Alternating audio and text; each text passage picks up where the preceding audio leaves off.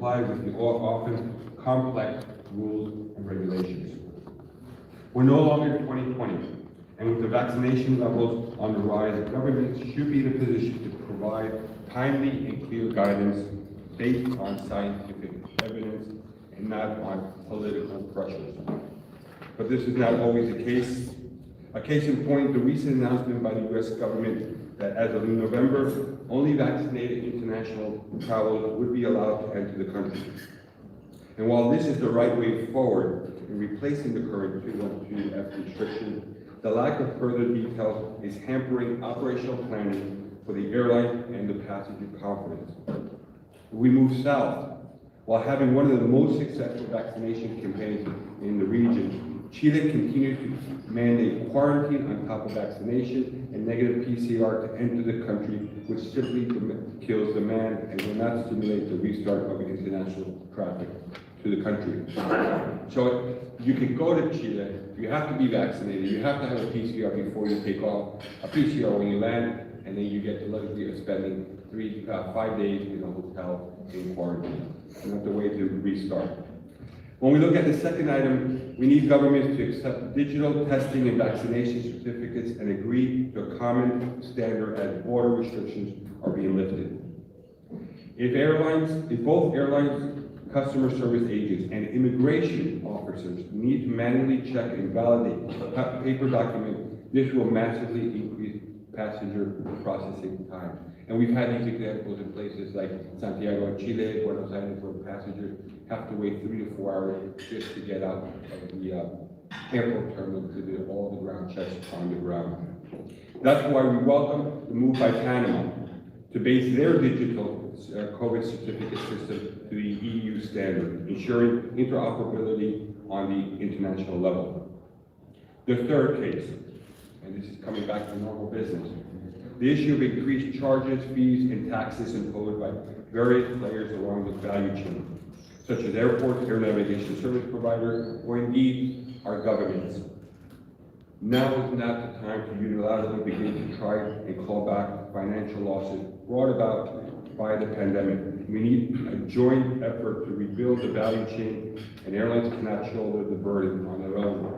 And you've heard us many times on the need of transparency and partnership with government, something that we have not had in a long time by the vast majority of them. Fourth, new consumer protection initiatives are also a development in which we are watching with some concern. We're not against consumer protection per se, but we need to respect global best practices and standards. Some of the proposed legislation, particularly in Latin America, will ultimately lead to higher fares and less choices and passengers choosing to fly elsewhere. Fifth, sustainability is the key element of building back the industry from the pandemic. While industry has already made great progress on this front, governments and other players in the value chain need to start playing their part, creating a framework in which, for example, the production and distribution of sustainable aviation fuels can be supported. And this is a strong call to action, particularly in Latin America. Before I take your questions, I would want to take you through a quick snapshot of the various markets from north to south, just to give you a bit of an overview of each country. And I'll start from north. Let me start with Canada. Canada has had some of the toughest border restrictions during the pandemic. International traffic was essentially halted from March 2020 through August of this year. Since September, the country has been welcoming vaccinated international visitors once again. And while we support and applaud this move, a solution leading to the acceptance of more than just those vaccines approved by the Health of Canada must be found, along with an option for those who cannot get vaccinated, like for medical reasons or for children. On the charges side, the proposed increases by its air navigation service provider, NAV Canada, will adversely affect the industry just at a time when traffic is recovering. And yesterday you saw our Director General who was show the numbers of the increases in Canada. If we move south to the United States, We all know that the U.S. market has recovered well on the domestic front, and with U.S. citizens being welcomed back in many parts of the world, international traffic has also regained strong momentum. The planned lifting of restrictions from the so-called 212F countries will certainly increase demand. However, as I mentioned before, the government needs to urgently provide on how the vaccine mandate will come into effect for passengers entering the country. Airlines need to know so they can plan their schedules and implement any operational changes required, and passengers want to know how they can begin to book. And we're only less than a month away. I also want to bring to the attention that we have issues on the airport front. Due to the formulas used to calculate charges, in this case to foreign airlines operating at U.S. airports, airlines are facing increases despite the reductions in flights. Airports such as Boston, Los Angeles, San Francisco are case in point. This is a time to work together collectively for the benefit of all. Our call to action is that we sit down with our U.S. counterpart to look for solutions that will bring benefits both to the airline community, to the airport community, and overall to the passengers. And with the progress being made on aerospace modernization, we need to make sure that we continue to push forward in our good cooperation with the FAA on NextGen. NextGen will bring efficiencies, better reliability, and CO2 emission savings in the U.S. airspace. Shifting to Mexico, it's one of the few markets in the region, but also in the world, that never closed its borders during the entire pandemic. Domestic travel has already recovered to pre-COVID-19 levels, and international traffic is also showing a positive trend. On the infrastructure side, the conversion of the former Santa Lucia Air Base into a third civilian airport for Mexico City metropolitan area is progressing, and IATA and the industry is collaborating. While this will bring badly needed extra capacity, we need to ensure that airlines are free to decide which of the three airports they want to serve to, solely based on the commercial and operational requirement, and not based on political pressure to move to a particular airport. IATA is also supporting the efforts by the Mexican regulator, FAC, to regain the FAA Category 1, which would aid in expanding international traffic between the U.S. and Mexico, and it has become the #1 safety priority for our member airlines in IATA in Mexico and in the region. Shifting gears to the Caribbean, the Caribbean was also one of the first regions to reopen in the second half of 2020. And although some countries have just recently lifted entry restrictions, this has allowed for tourism to return while observing the various COVID protocols. While overall this region is on a good path forward, increases in charges, taxes, and fees need to be avoided as not to dampen demand. And just a few examples. In the Dominican Republic, there are plans to increase airport services fees by 6.3%. In Suriname, the government has recently announced an increase in sales taxes from 8 to 12%, and further increases in the current $35 airport facility fee also seems to be on the card. In a country that up to just a few months ago had very limited air service, and now we have begun to see more air service, this is not the right way to generate even more.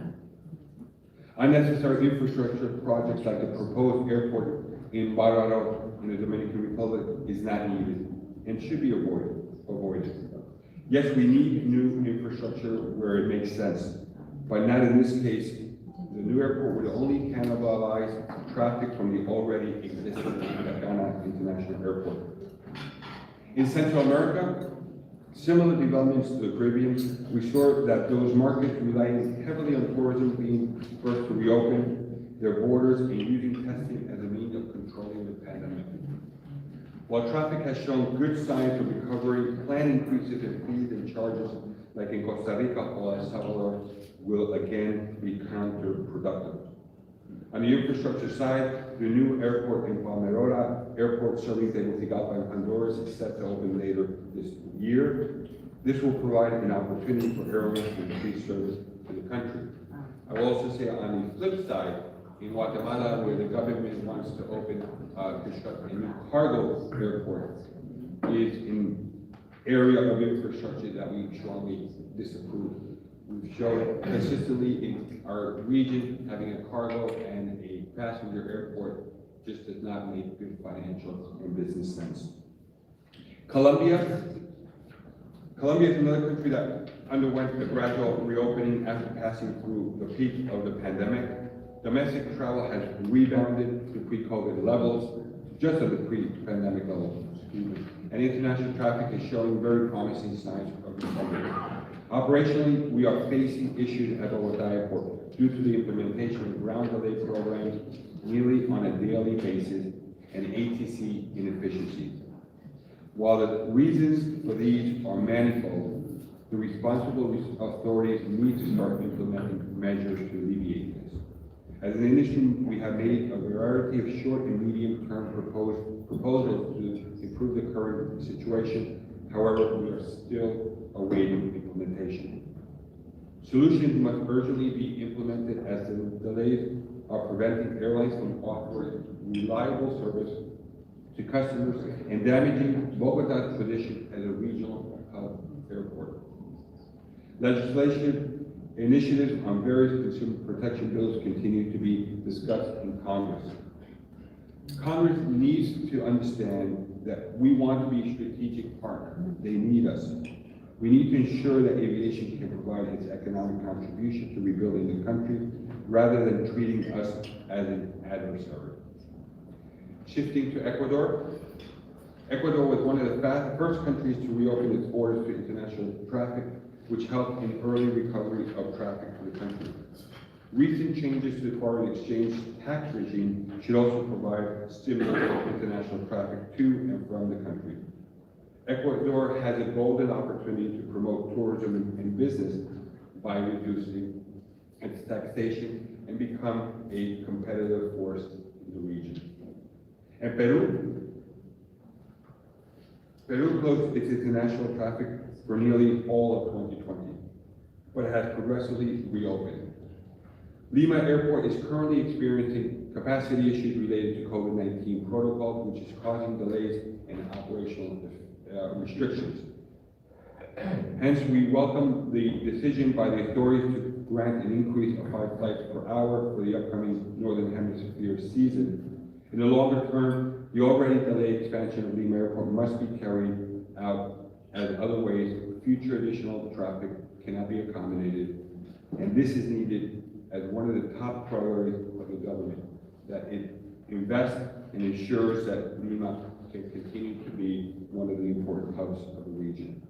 In Brazil, similar to Mexico, the country never fully closed its borders, and its large domestic market was one of the first to rebound. At present, however, arrivals from India, South Africa, and the UK are still prohibited.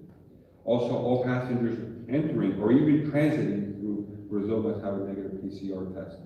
In line with the global advocacy efforts, IATA is seeking for the acceptance of antigen tests as an alternative to PCR. During the crisis, the government did not provide any direct financial relief, and airlines continue to face heavy taxes in the country, such as the 15% withholding tax on aircraft leases, which is simply unacceptable as the industry tries to recover and regrow its connectivity. The government and industry suppliers must see the airline as key partners and reduce costs where possible. The country's current jet fuel pricing policy adds $255 million in cost per year for the airlines and must be revised to Jet A fuel. And the adoption of an open and fair access to fuel infrastructure can result in further cost savings and efficiencies. Lastly, we're advocating for open and effective consultation on airport concession contracts, which will be the key for our member airlines to grow sustainably and to bring more connectivity to Brazil and its vast population. Argentina had some of the strictest and longest border restrictions in the region. Not only were foreigners barred from entering the country, the number of daily international arrivals has also been capped. one of the few countries in the world to do this. However, there is now light at the end of the very long tunnel. And I say very long tunnel. During the months of October, we'll gradually increase to 4,000 daily passengers, up from the current 2,300. Once the country reaches 50% vaccination threshold, the daily cap will be removed along with the antigen test on arrival. Progressively, the border will reopen, beginning with the arrival of neighboring countries, followed by other countries. We would like to thank the government, particularly the Chief of Staff and the Minister of Health, for finally taking steps that will help the industry to recover, being able to take advantage of the upcoming summer hemisphere season. One item that still will, however, hamper the recovery of the continued high taxation in the country. Since 2020, tickets issued in Argentine pesos carry the heavy burden of two taxes, a 30% plus a 35%. Since February 2021, the airport passenger international fee will increase from 51 to 57. And that way, if you want to generate connectivity to the country. And lastly, but not least, Chile. Chile has also had very strict border restrictions in place, which allows only citizens and residents to enter the country, coupled with strict quarantine rules, even vaccinated travelers. Even though vaccinated foreigners have been able to enter the country since 1 of October, the 5-day quarantine rule does little to stimulate the market. It's essential that the government review the quarantine rules to vaccinated passengers. On the regulatory front, several initiatives are currently being debated in Congress pertaining to consumer protection. This will drive up costs and not necessarily provide the improved consumer protection. So, in summary, overall, we can conclude that across the Americas, we have seen the worst of the crisis, we hope. However, we're not out of the woods, and we must avoid the return of draconian travel restrictions as and when COVID cases flare up again. Governments now have the tools at their disposal to control the spread of the virus, the best one being vaccinations. Aviation will be critical to restoring the livelihood across the region. And as you all know, particularly in our part of the world, where ground transportation is very limited, air travel was the way to save lives by moving medical equipment, medical staff, and then the vaccinations. After all, aviation in pre-COVID times in the region contributed to $1.287 trillion to the continent's GDP and supported 16.4 million jobs across North America and Latin America. You've heard me say many times, we just cannot return to 2019. If we return to that environment, we will be regressing instead of moving forward. We need our governments to collaborate, to be competitive, and to work with the industry in a collaborative manner. And with that, I'm open to taking questions. So, questions, if we can do maybe 2 to 3 English, and then we could do a few in Spanish. Also, if you're following us online, please put the questions into the chat. So, I guess, and just mention the publication and you're from, and my colleague Martin is coming around with the mic, so you don't have to shout.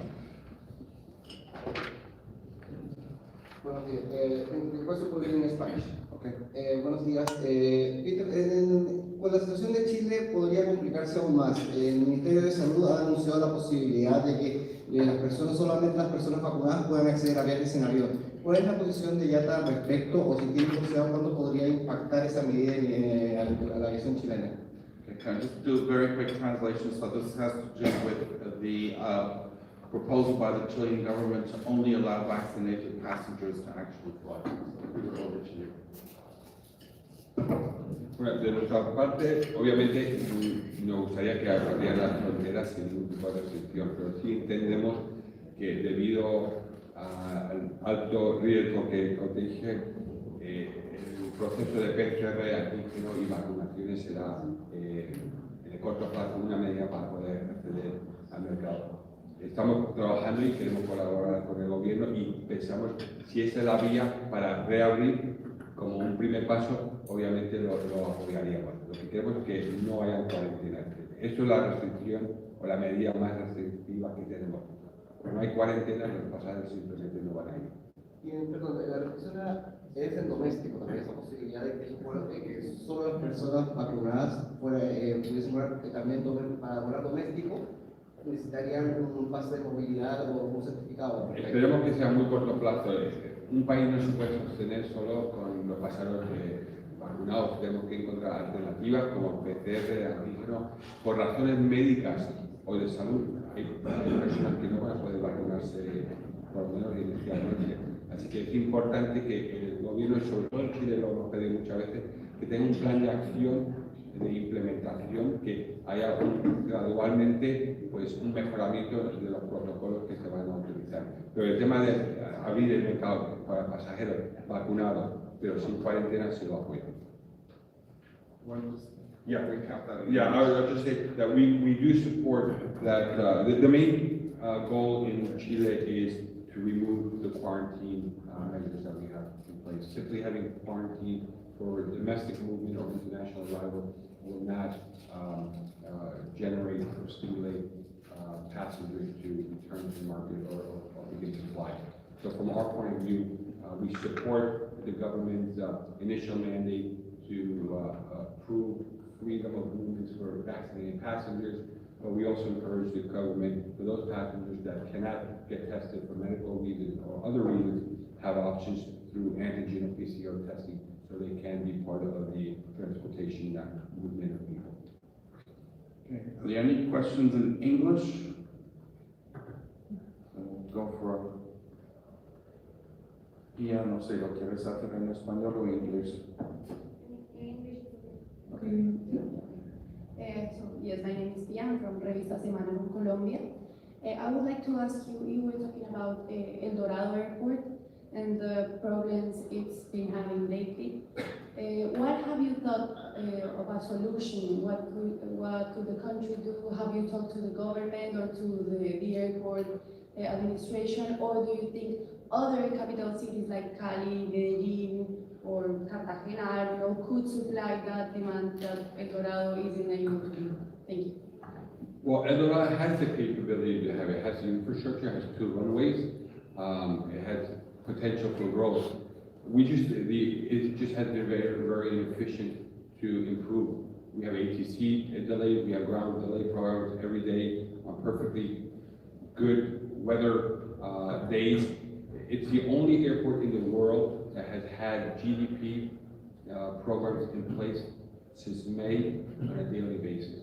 No airport like in London or New York has had to implement ground delay programs on a daily basis, and particularly for the amount of time that it's placed in Bogota. What the authorities need to do, and we've been asking the government, we want to partner with the government to do a detailed capacity study and efficiency study of the airport and airspace area.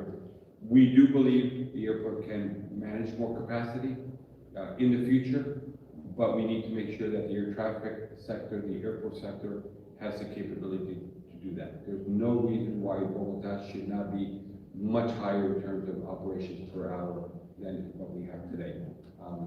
Today we have a slot control, very inefficient process in place. And if Bogota is going to compete with Panama, if it's going to compete with Lima, it needs to improve the efficiency that it does not have today. Right now.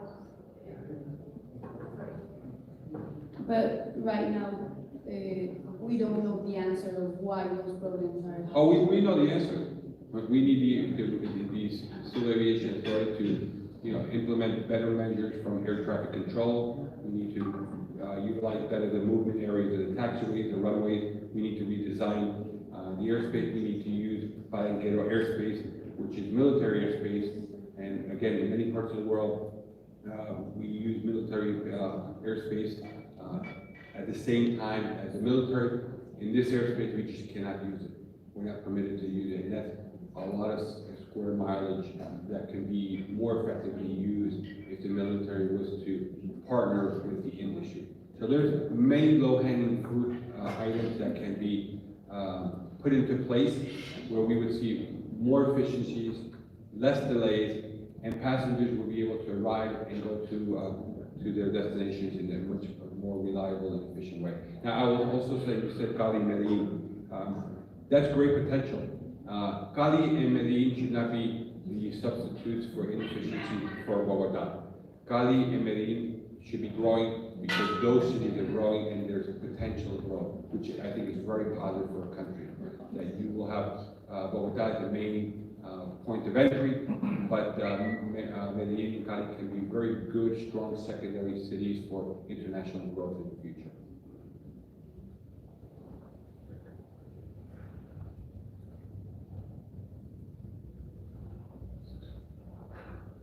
Thank you. Thank you. Eduardo from Aviacionline. I'll move away a little from COVID, Peter, and ask you, unions are pressing the Argentine government to reinstate some regulations, commercial aviation like minimum fares, handling service monopoly for intercargo, and to renegotiate bilateral agreements to protect national carriers. I want to ask you, what do you think about that? Because it might be a little obvious, but do you think the government has political margin to do that? Do you think they will move forward on those measures? If we move down those measures, Argentina will be totally uncompetitive. And then Argentina will ultimately be affected. And we've seen this in the past in Argentina. A few years ago when we went the opposite way, we opened the market, we gave more opportunity for the ultra low cost carriers to come into the market. Aviation began to bloom. Passengers began to take advantage. You had more Argentinian carriers, you had more people traveling from the country, within the country, and today we're going in the opposite direction. You've seen Air New Zealand leave the market, LATAM has left the market. We don't know what the ultra low cost will look like in a few years. Flybondi, JetSmart, what their opportunities will be when they go back to the low cost airport where they have stayed in Araparque. The market needs to be competitive. We need to open the market and let the market or the consumer dictate the growth of that market. It's a market that has huge opportunities, potential, but every time that government gets involved, the situation worsens instead of improves. What we need the government to make sure is that we have a safe and efficient aviation environment in the country.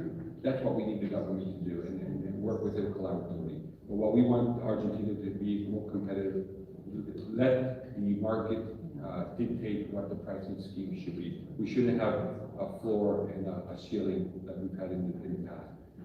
What we would like to see the government do is actually reduce taxation and fees in order to stimulate more travel. Yeah, LATAM Argentina. LATAM Argentina season. Next question, próxima pregunta.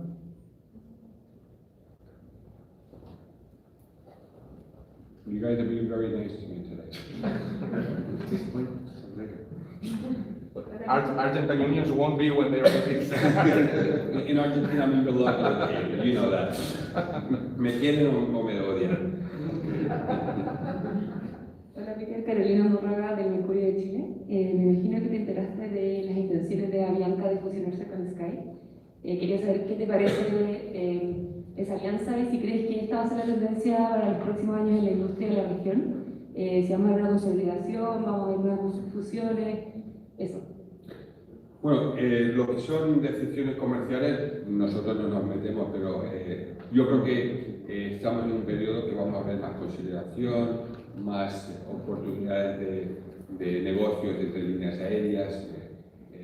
Es una aviación que se está evolucionando, está cambiando y al final va a ser bueno para los pasajeros. Va a haber más competitividad, más opciones comerciales y eso también obliga a la competencia a mejorar y en los servicios, en los precios.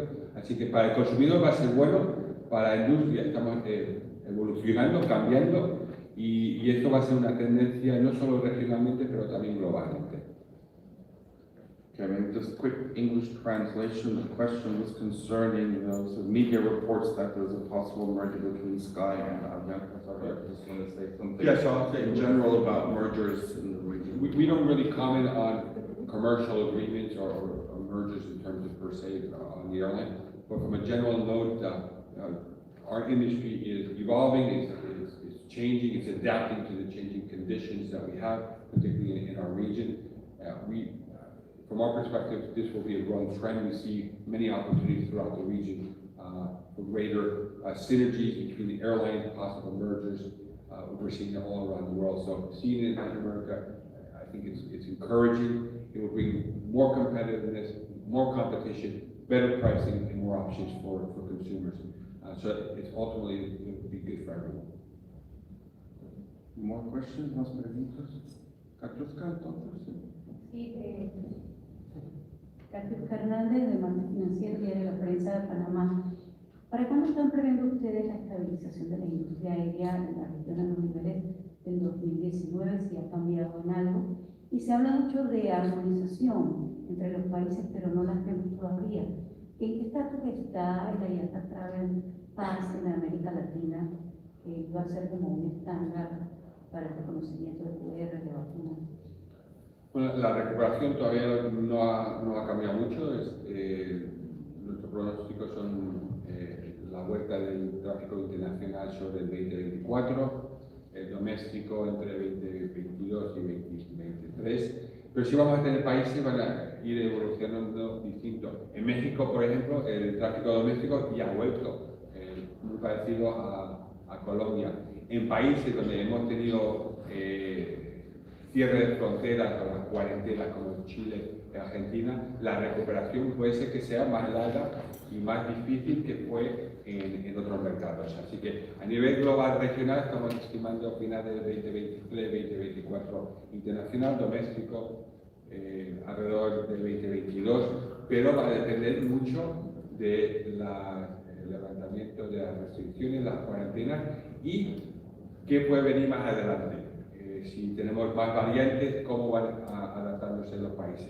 Lo que sí esperamos en América Latina, como a nivel global, es si surgen nuevas variantes, que los países no regresen o hagan nuevamente cierre de fronteras, restricciones. Tenemos que mantener las fronteras abiertas, tenemos que mantener la conectividad, adaptando, modificando, pero no cerrando y regresando a lo que estábamos hace 5 meses. La otra pregunta. La armonización de las medidas y en qué estatus está. Mira, desafortunadamente tengo que decir, no ha funcionado muy bien. No hemos aprendido del 9/11. Cada país implementó sus medidas, sus restricciones. No hemos tenido coordinación entre países y eso pues obviamente no ha ayudado en la recuperación de confianza de los pasajeros. El IATA Travel Pass sí lo estamos trabajando con varias líneas aéreas de la región, con varios gobiernos también estamos hablando. Ya tenemos hemos trabajado de una manera muy exitosa en Colombia, en Panamá, pero sí estamos trabajando con otros países de la región para la utilización de la herramienta en sus países.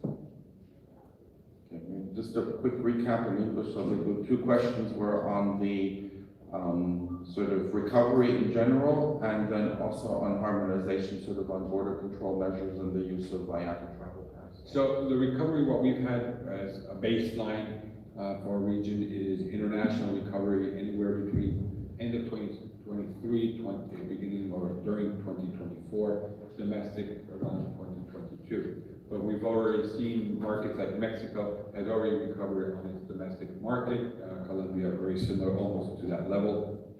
But it's also going to be very dependent on how long countries maintain restrictions. If Chile maintains its quarantine restrictions for domestic and foreign movement, that recovery is going to take a lot more for passengers to recover and go back to the pre-COVID 2019 levels. And particularly when you compare it to a country like Mexico that never closed and they have already recovered. So it's going to be very dependent on the accessibility that the governments give, and also making sure that since we don't know what comes in the future, the unknown is somewhat unknown. We need to make sure that government adjust and adapt to possible new variants.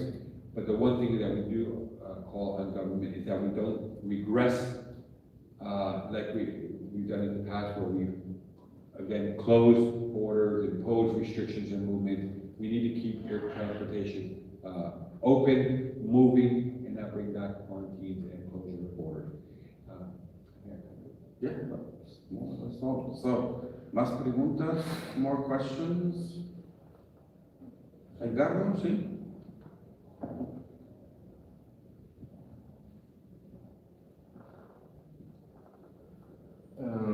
Have you received any feedback from airlines in Latin America and the Caribbean regarding the net zero emissions goal proposed by IATA?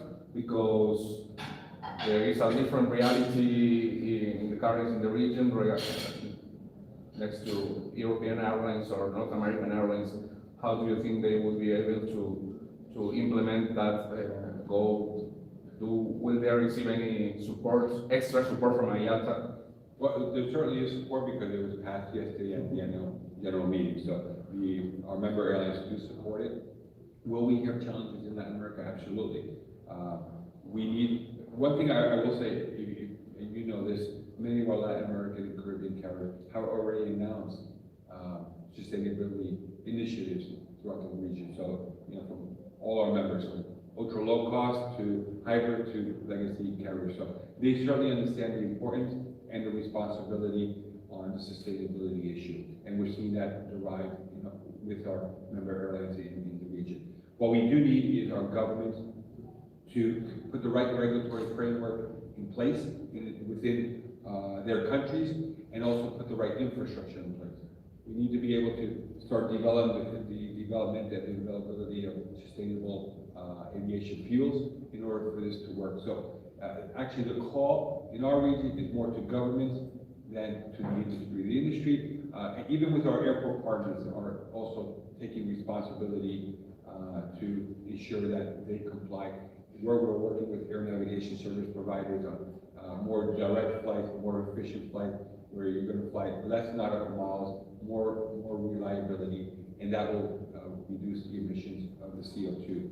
So the call of action really here is on governments in our region. We have an opportunity. We need to be responsible. The industry is preparing itself, so we need governments from a regulatory and an investment perspective to do the same thing.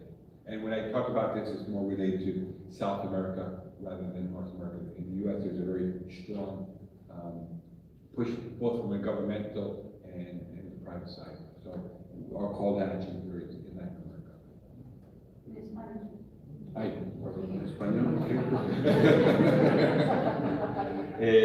Bueno, sobre el tema del medio ambiente y la sostenibilidad, obviamente hemos tenido el apoyo de nuestros miembros aquí en la Asamblea, que han apoyado la normativa que se va a poner en vigor. Como industria, obviamente sí tenemos preocupaciones a nivel de industria. Necesitamos los gobiernos de nuestra región de una manera regulatoria y económica de inversión de parte del gobierno para asegurar que tengamos combustibles sostenibles, que haya la infraestructura, los recursos, la parte regulatoria se ponga o se implemente en los países. En estos momentos, muy pocos países de nuestra región estamos posicionados para poder ir tomando un rol mucho más activo en esta materia. Eso sí, casi todas las compañías de IATA en esta región ya se han comprometido para implementar programas de sostenibilidad dentro de sus líneas aéreas. Y da igual si son compañías ultra low cost, los híbridos o los tradicionales. Desde Colombia a Chile, a Brasil, Argentina, la mayoría de nuestros miembros ya se han comprometido y están implementando esos programas de sostenibilidad. Bien. Ok, una pregunta más. Hola, ¿qué tal? Claudia Inga del Diario El Comercio de Perú. Bueno, mi consulta iba específicamente por el mercado peruano. ¿Cuáles son los índices de recuperación tanto de los vuelos domésticos y de los vuelos internacionales. Y también cuánto ha retrasado un poco la recuperación de Perú con las idas y vueltas en algunos protocolos sanitarios, ¿no? De hecho, somos uno de los países que tuvo en un momento unas placas para subir a los aviones, luego la doble mascarilla, luego también hace un par de semanas un par de cambios respecto a las pruebas PCR y sí que permitían además ingresos a los vacunados. No sé si es que eso ha perjudicado un poco nuestra recuperación. Y como tercera pregunta, ¿cómo ves la competitividad dentro del mercado peruano? Porque de hecho cambió muchísimo con la pandemia. Hubo un par de aerolíneas que salieron del mercado y otras que de alguna manera han logrado capitalizar ese espacio. Gracias. Muchas preguntas. Vamos a ver cómo bueno, uno de los temas un poco problemáticos que hemos tenido con Perú han sido las normativas que implementaron durante esta crisis sobre, como dice usted, doble mascarilla, las bisagras estas. Eso no ayuda. Lo que hemos pedido a nuestro gobierno en la región siempre ha sido estabilizado. Cumplir con lo que se está recomendando la Organización Mundial de la Salud, que son las mejores prácticas, y en el caso peruano siempre íbamos un paso atrás a lo que era el resto de los países. Así que ahora estamos mejor, tienen normativa con el tema de PCR, estamos solicitando que implementen nuevamente el antígeno porque creo que lo han eliminado nuevamente, y eso es nuevamente, se están yendo más lejos de lo que es el estándar global, que es más utilización del antígeno. Así que lo que pedimos en el caso peruano es que sigan lo que es las normas, las mejores prácticas que se están llevando a cabo mundialmente. Infraestructura es un tema que nos preocupa mucho en el Perú. Es importante que se lleve a cabo el proyecto de Lima, es importante que para el Estado peruano, el gobierno federal, el proyecto del aeropuerto de Callao sea una de las prioridades del país para mantener ese aeropuerto como obviamente la entrada al país, pero como un eje estratégico regional, como un punto de tránsito, y que se mantenga competitividad como un hub. También los aeropuertos secundarios, porque hay una gran demanda y un gran movimiento de pasajeros dentro del país. También es muy importante que mantengamos la infraestructura en esos países. Lo que tenemos que hacer es reducir los costes, los precios son altos, las tasas son altas, y si Perú quiere ser competitivo y generar, estimular más movimiento de pasajeros, tendrá que reducir los precios. No sé si me ha faltado una pregunta. Respecto a los índices de recuperación, tanto de vuelos domésticos y de vuelos internacionales.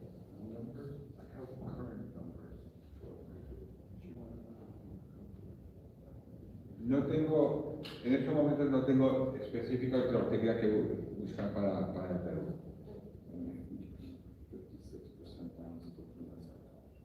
Lo que es, mira, lo que tenemos hasta ahora, todavía estamos el 56% por debajo del pre-COVID en el mes de julio. Para pasajeros nacionales y mercado internacional son casi 68% debajo del anterior.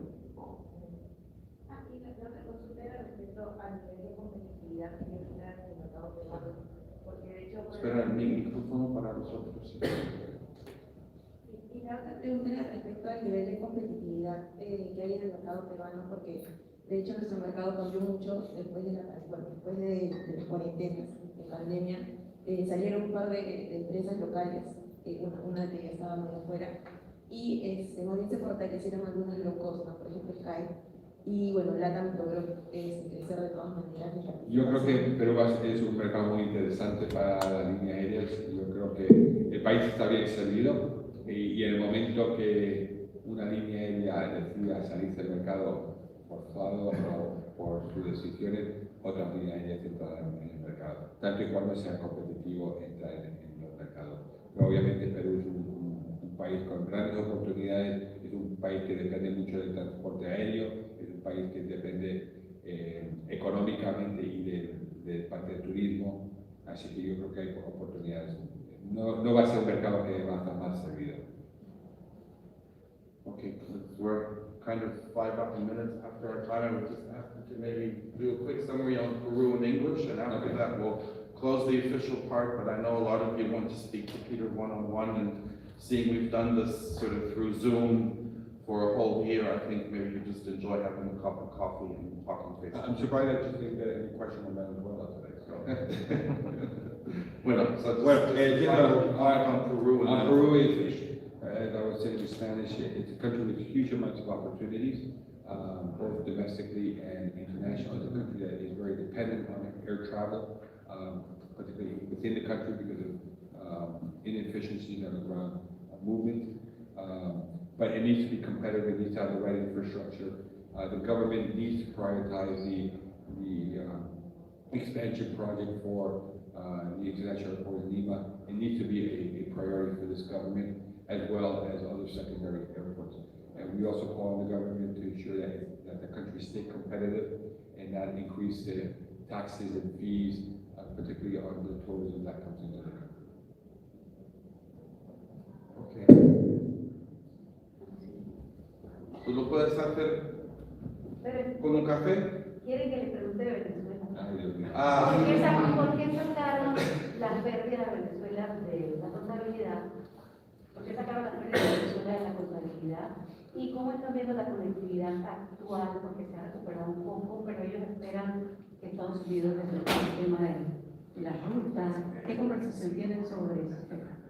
Tenemos ninguna conversación, la situación no ha cambiado y vemos que el país sigue estando muy desconectado con el resto del mundo. ¿Y el dinero? ¿Por qué lo sacaron de la contabilidad? ¿Quién lo sacó? En un comunicado que las pérdidas no incluían a Venezuela. que no las Los block sacaron. funds. Sí, bueno, está, lo hemos puesto todavía, que hay un montón de dinero bloqueado en Venezuela. Pero Sí, es una palabra. porque nos tenemos como perdidos.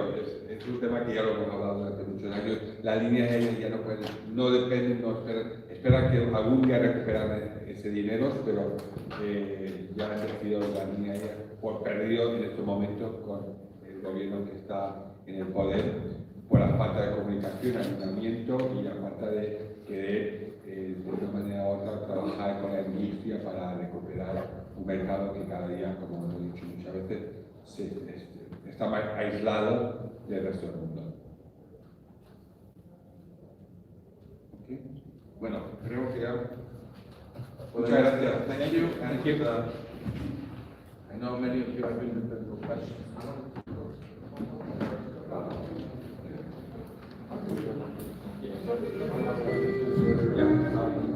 Yeah, so the presentation will